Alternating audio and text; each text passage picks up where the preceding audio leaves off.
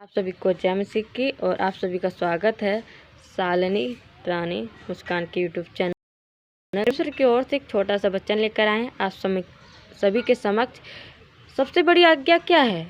अग्नि की पुस्तक में देखें तो परमेश्वर ने उसमें आज्ञा तो बताई है, पर सबसे बड़ी आज्ञा क्या है हमारे जीवन के लिए? क्यों है आज्ञा का क्या है? क्योंकि आज्ञा अधिकार से पहले आज्ञा आती हैं, तभी तो अधिकार मिलते हैं, इसलिए आज्ञा को पहले रखा गया है। मत्ती में जा सकते हो 37 पेज में, और 34 से स्टार्ट है, 22 अध्याय का 34 से 39 तक है। मैं 36 का पढ़ रहा हूँ। हे गुरु, व्यवस्था में कौन सी आज्ञा बड़ी है? कौन सी आज्ञा बड़ी है? उसने उससे कहा, तू परमेश्वर अपने प्रभु से अपने सारे मन और अपने सारे प्राण सारी बुद्धि के साथ प्रेम रख। सारी बुद्धि के साथ प्रेम रख। बड़ी और मुख्य आज्ञा तो यही है, और उसी के समान यह दूसरी आज्ञा है कि तू अपने पड़ोसी से अपने समान प्रेम रख।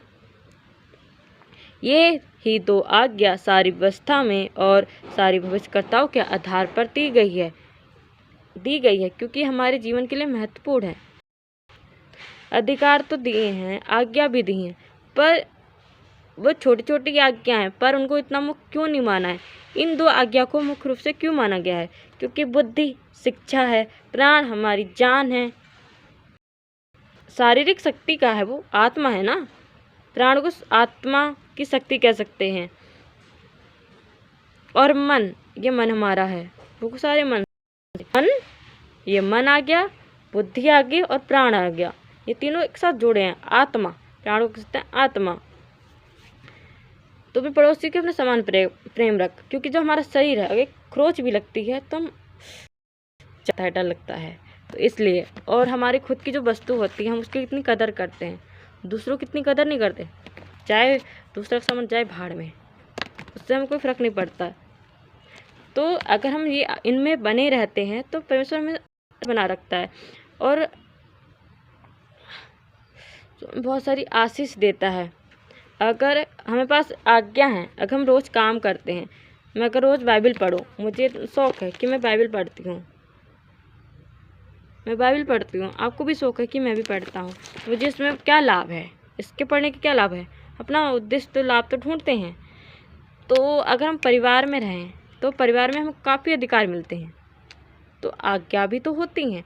हमें पहले छोटे छोटे काम करने पड़ते हैं, डांट भी खानी पड़ती है, पिटाई भी लगती है, टेढ़े मेढ़े रहते हैं, टेढ़े मेढ़े से होने तक हमें फिर सीधे आते हैं ना।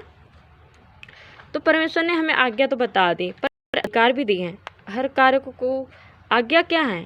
अगर आप नए नियम, वो पुराने नियम में जाते हो, जब उत्पत्ति का वो क्या था, उत्पत्ति का निर्माण किया था, का निर्माण हुआ जो हमारे द्वारा ही है।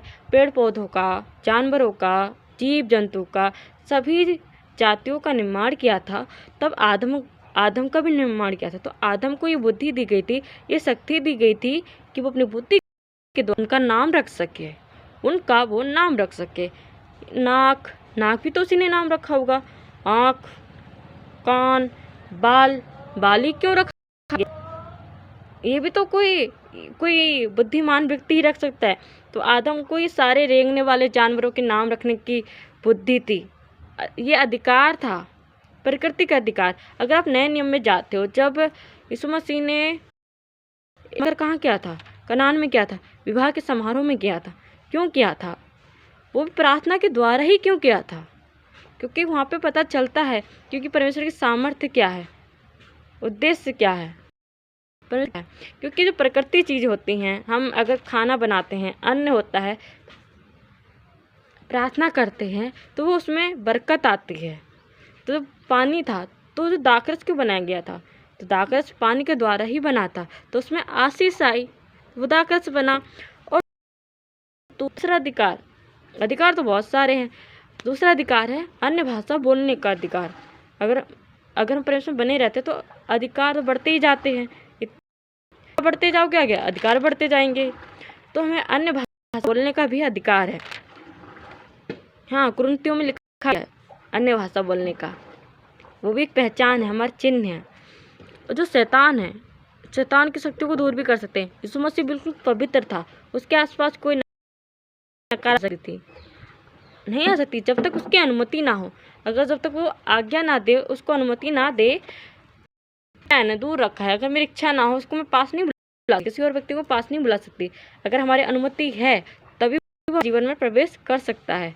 तो यीशु मसीह ने शैतान को तभी प्रवेश करने दिया जब परीक्षा हुई थी, तभी प्रवेश करने दिया कि वो परीक्षा ले रहा है।